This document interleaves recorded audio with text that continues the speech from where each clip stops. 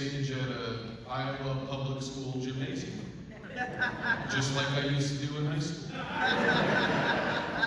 And I looked at the riggings, and I remembered my time in Decorah with Mrs. Cantine and Mrs. Wilson, rest in peace.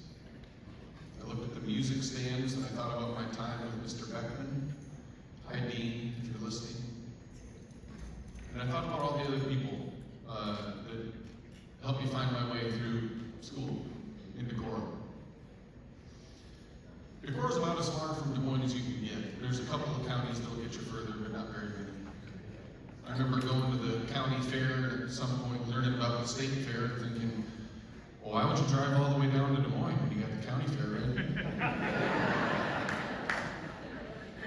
And I spent a lot of time growing up with my dad, going fishing, going hunting, and all of us were in church on Sundays.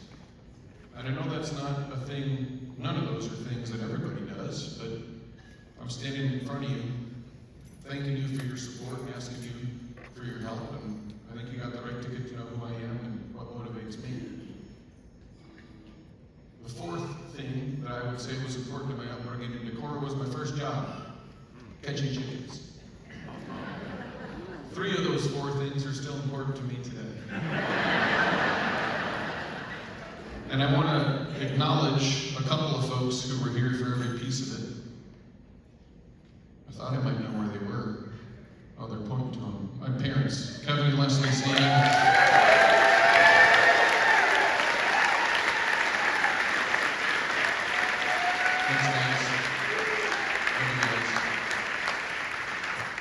You know, you say that you're proud of me, but I'm proud of you.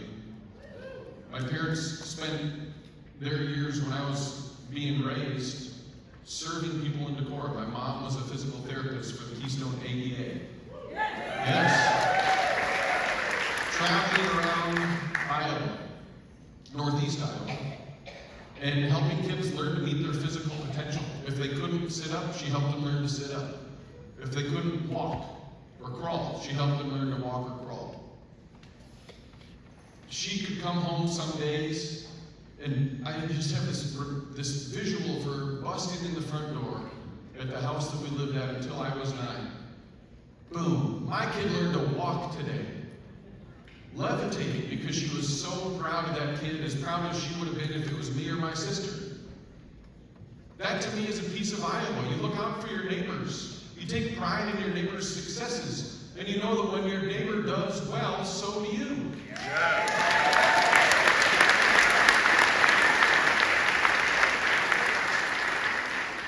My dad taught me what it meant to have clean water and abundant habitat so that we could enjoy God's creation.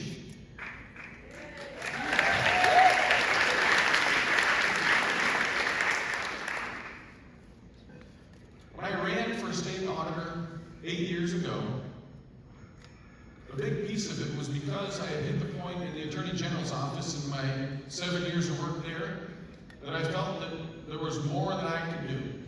I'd worked with the auditor's office quite a bit. I love the people that I worked with, but I also noticed over the years maybe they could use a prosecutor in that office, because every once in a while those investigations would land on my desk and I'd say, well, I'd have done that differently if I was going to walk into a courtroom with it. The reason that I felt that way is because all the people in that office, in the auditor's office, thought the same way. They were all accountants and CPAs. No judgment. Love accountants and CPAs. But if the only people thinking about things all think the same way, it might not be the best at the end. Now here we are, 10 years of one-party control, and we can say the exact same thing, can't we? If all the people thinking about this are thinking the same way, it might not be the very best in the end. No. They like to use scary words like California or New York to suggest scary ideas, because they want to talk fear as fortune tellers rather than having a conversation about their record with what they have done to the state of Iowa.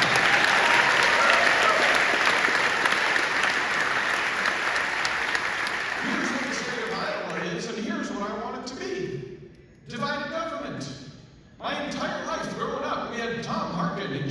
nicely, sort of canceling each other out, right? But what that meant was that when one of them had an idea that sort of the other one just couldn't get on board with, it didn't happen. Most of my time growing up in the Iowa state government, we had divided government almost the entire time. If one party controlled one piece of it, the other had some little slice. And you know what? They had to work together.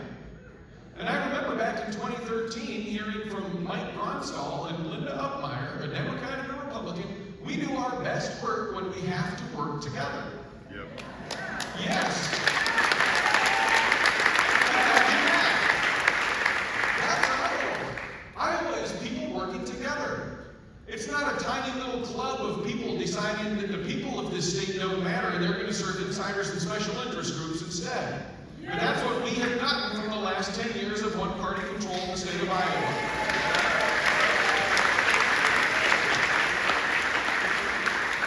We have arrived at the point where for the last 3 years, we have averaged 48th for personal income growth.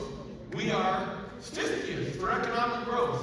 We are number 1 for cancer growth, and just this week, the Annie E. Casey Foundation said that we are in the bottom half for education. That's not good enough. I'm sick and tired of it. These are people who want to take our state, Iowa, and turn it into some kind of playground for people who don't want to work together, for people who don't care about community, for people who don't want to listen to people that they disagree with. That is un-Iowan. This entire state is based on the idea that you look at your neighbor and you ask basically 2 questions. Are you contributing to our community? And do you treat other people all right? And if the answers to those questions are okay, then it doesn't matter if you don't always agree. You're willing to say, well, a broken clock is right twice a day. And give them their due when it's due. We haven't had that in the state of Iowa for a long time. Because while we have been arriving in a place where our crown jewel of public education in the state of Iowa for the entire country has hit the bottom half, those jokers are over in the state capitol building figuring out how can we make it harder for the state auditor to find misspent tax dollars? How can we make it harder for him to tell people when we have done something wrong?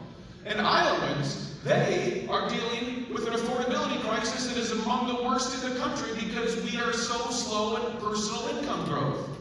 Affordability is 2 questions. How much money is in your pocket and what's it cost? And around this state, everybody knows that their neighbors, their friends in other states are doing a little bit better than they are in Iowa. That's because they're not taking care of Iowans, they're taking care of special interest groups and insiders in the Capitol building in Des Moines.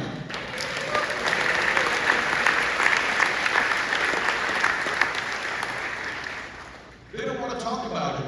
You know who's gotten a great personal income boost in the state of Iowa?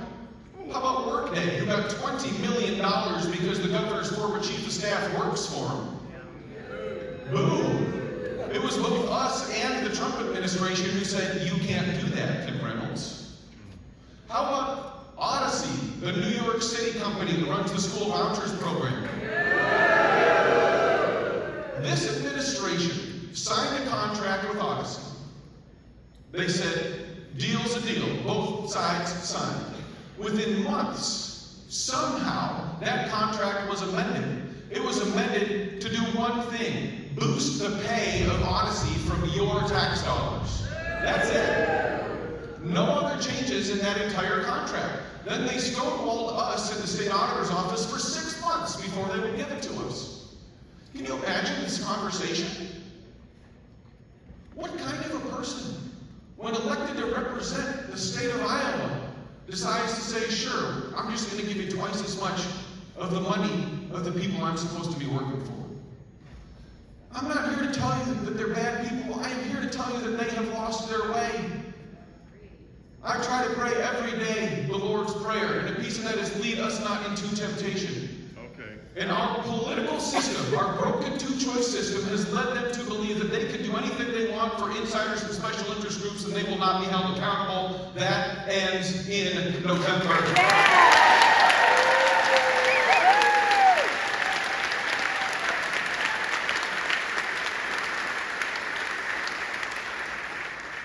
We know that we can win this race. We know that we can win this race not because pundits say it's a toss-up. They do.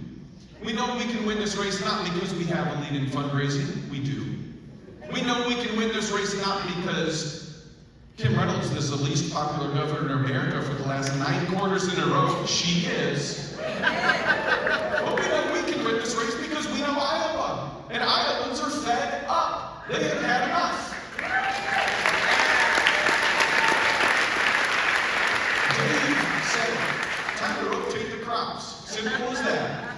You have one thing in there for too long and it starts to not work so well anymore, so you got to take it out and put something else in. That's balance for a change. That's what we are ready to do in this state in the next 4 months. Now, we got a guy who's running who wants to tell people that he is an outsider. Technically speaking, yes, Kansas is outside of Iowa.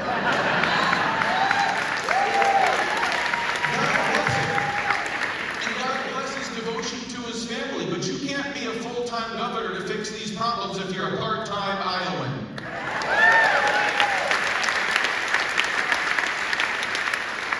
The only decision that I got any beef with whatsoever is his decision that, I'll be here full-time if I get elected. I'll be here as much as humanly possible. You think these problems are part-time problems? You think Iowans suffering with an affordability crisis is I'll work on it as much as humanly possible problem? I spent 15 years traveling this state, every single county as the state auditor, and most of these counties as a prosecutor. I've stood in front of juries in this state since 2010, telling people why it is that the person standing 5 feet away from me has been charged with a crime, should be found guilty, and should be sent to prison. It is always a factual conversation. It is always a conversation where I'm just telling them the truth. And I'm going to have no problem doing that for the next 4.5 months, telling folks the truth about what's happening.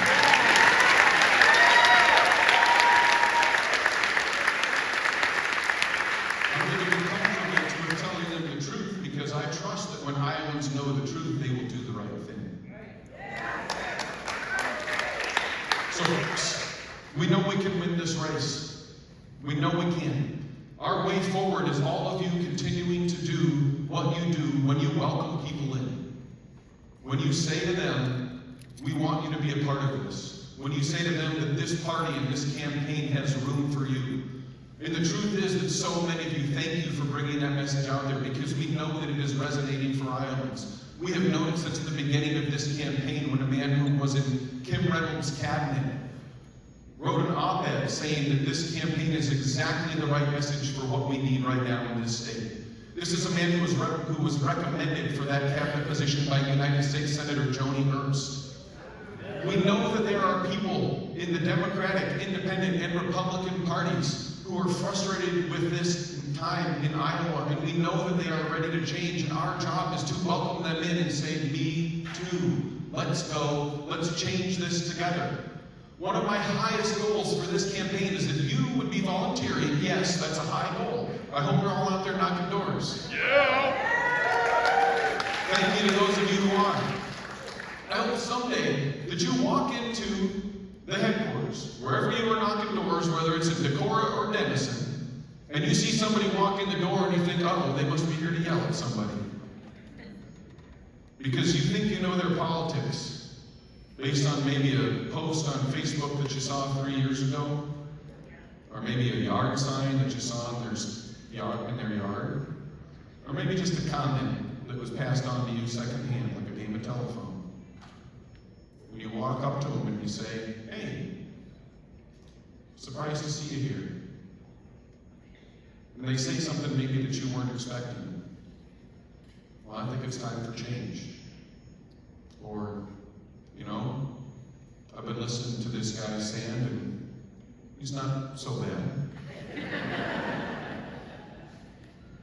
Because what I want more than anything else is for the people in this city to feel connected to their neighbors, to love their neighbors, to not feel like there's an overriding source of hatred and anger that forces us to look at people that we love and think that they are in some way less equal than us, or less informed, or bad. This is what our political system is doing to us, and we know that it's wrong. I want people to be a part of this campaign and know that they are welcome in this campaign when they would never set foot is consistent with our values. We are for everyone. We want unity. We want listening.